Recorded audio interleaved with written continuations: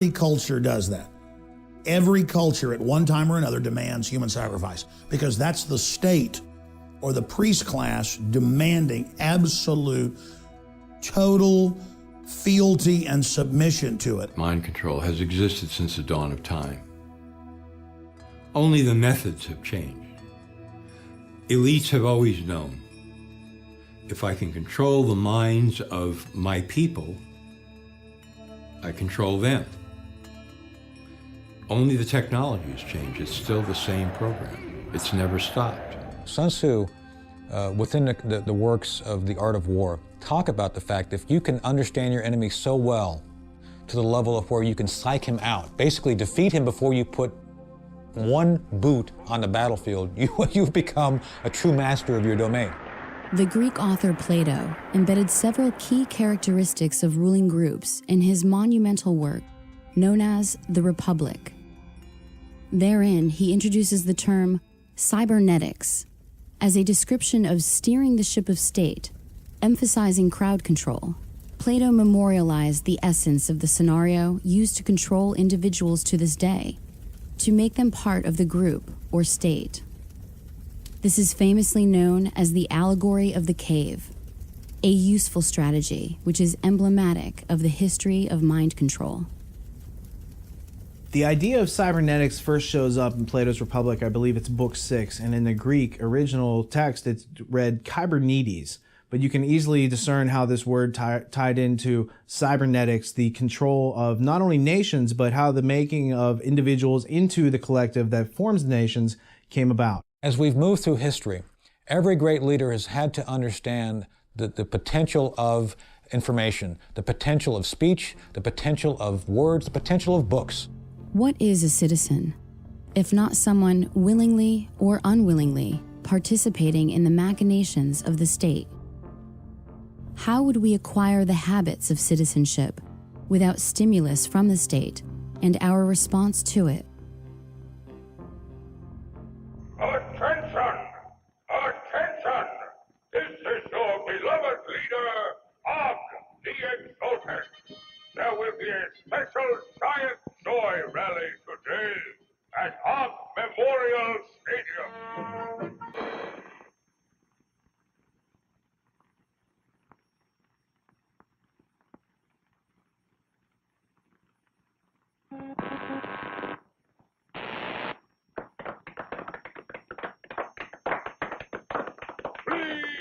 Please. In an attempt to assist the state, a 14th century Italian named Niccolo Machiavelli crafted several books intended to help the ruling elite dominate their subjects with the most effective psychological warfare techniques available to the world at that time. And he was trying to convert the Medici family into hiring him to provide political advice. Conspiracy is the story of history. It's the story of plunderers taking care of people who produce. They claim to take care of them through government, which doesn't give you anything, it doesn't take away first. So it's not creating something out of nothing. It's very real what they're doing. They're taking your rights or taking some people's rights and adding more to someone else's rights. Concurrent to Machiavelli's efforts, the consequences of tyranny were sowing the seeds of liberty throughout Europe, with authors like Etienne de la Boétie of France leading individuals to consider their situations and discover effective means to achieving liberty for all. So this whole idea of Machiavelli telling the ruling elite how to do this in a more efficient and effective manner without people directly knowing about it. But his mistake is that these books get out there and other people start to read these books because it's not just the ruling elite. This starts to have an influence in Europe.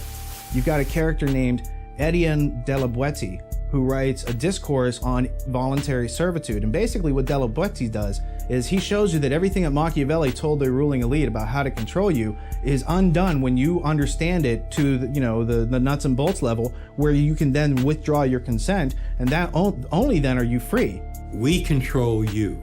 We control your mind. We make you believe you have no creative power.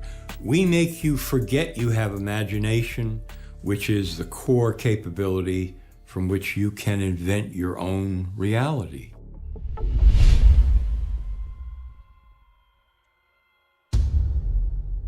Secure your copy today at Infowars.com.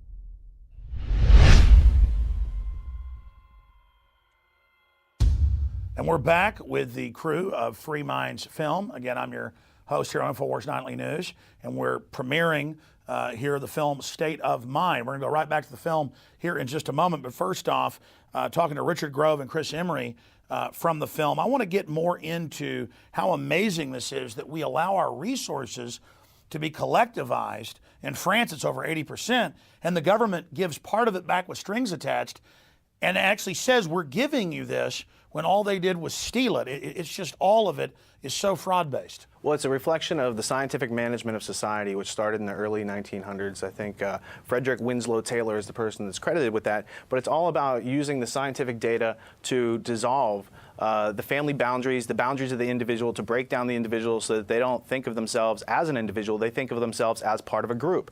The term group, it's a universal, it's something that's in the mind. There are no groups in physical reality. So breaking the context and the relationship between the mind and physical reality makes people confused and easily malleable. And your only identity is that what color you are or where you're from instead of who am I? It's a class system. It's predefined. Slavery. It's predefined, yes. Yeah. Okay, so the other idea that breaking down the family will benefit the scientific dictatorship is the power of the individual has to be harnessed. The power that you have, your attention, your focus has to be misdirected toward things that you don't really need in your life to survive. And once they can do that, that is benefiting some third party that you haven't even investigated yet. So really, what they're doing as far as trying to break down the individual is it's a info war that goes on in your mind. But once you know about it, then you can start to outgrow that and grow in the right direction toward the truth, toward reality, toward knowing thyself, which is really the mission of every individual human soul on this planet. And Chris, I want to get your take on this, but it's so fundamental. They say obsess over what supposed race you are, we're all humans, or obsess over religion, or obsess over this or that, or obsess over a sexual preference as if it's some civil right issue to get us all obsessing over sex, while foreign banks steal $85 billion a month from us, while they're putting cancer viruses in the vaccines, hydrofluorosilicic acid in the water that Harvard admits is giving us cancer and dumbing us down. So we're not thinking about the real attacks we're all under by the social engineers. They give us all these balkanized fake reasons to fight with each other. And that all comes down to eugenics. And what is the end goal? What is the end game of these people that perceive that they're in power?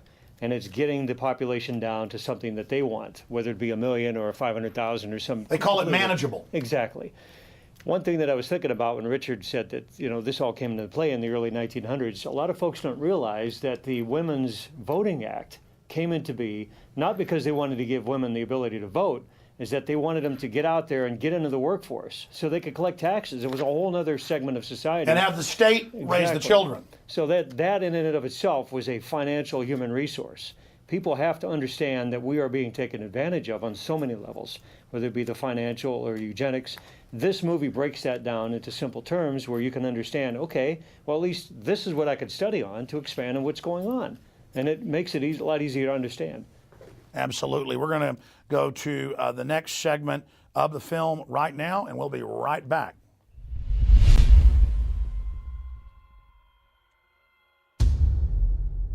Secure your copy today at Infowars.com.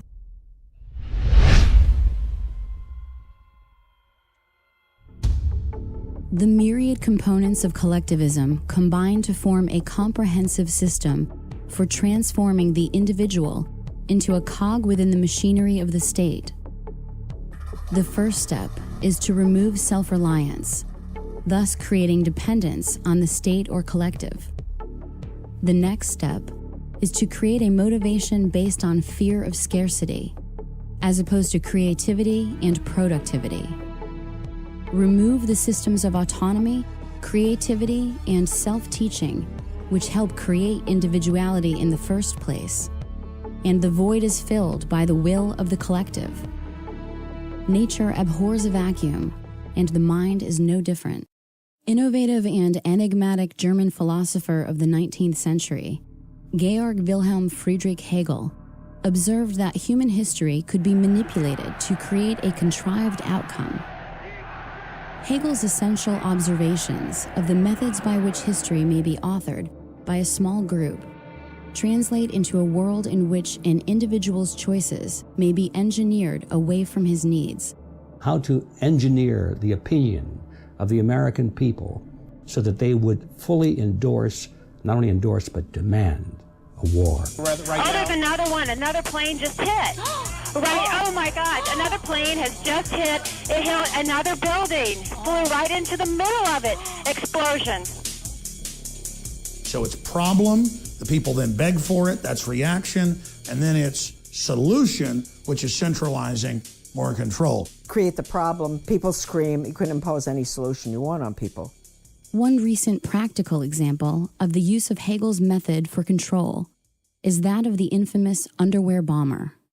I'm Kurt Haskell. I'm a Michigan attorney, and I'm more well known as being the main eyewitness to the underwear bomber event on Christmas Day 2009. I saw two men approach the desk. One looked like a poor African man, or maybe late teenager, and one looked like a wealthier Indian-looking man who had on a tan suit.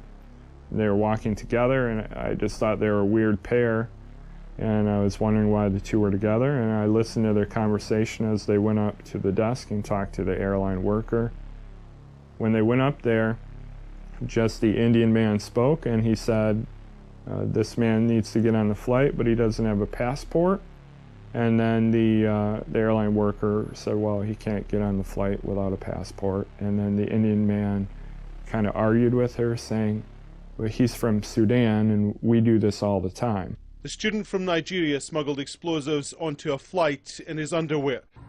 Prosecutors staged a demonstration of what might have happened, but something went wrong.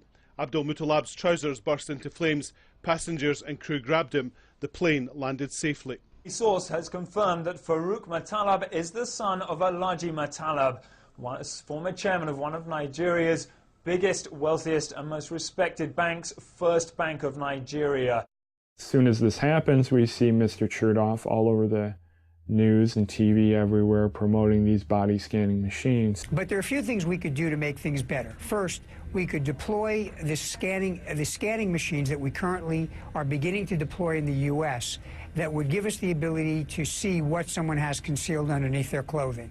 To meet agendas in conflict with the needs of individuals, the ruling class creates an artificial crisis to which the public reacts by begging for the ruling class to intervene. The ruling class then enjoys the plunder made possible by removing the self-reliance from individuals. Good morning, everybody. Today's hearing is the third in a series of subcommittee hearings focused on some of the causes and consequences of the 2008 financial crisis, a man-made economic assault on our country that is still foreclosing on homes, shuttering businesses, and driving unemployment. The combined philosophies of Thomas Malthus, Charles Darwin, and Herbert Spencer led to the development of social Darwinism. Social Darwinism grafted the concept of the survival of the fittest onto the larger social framework.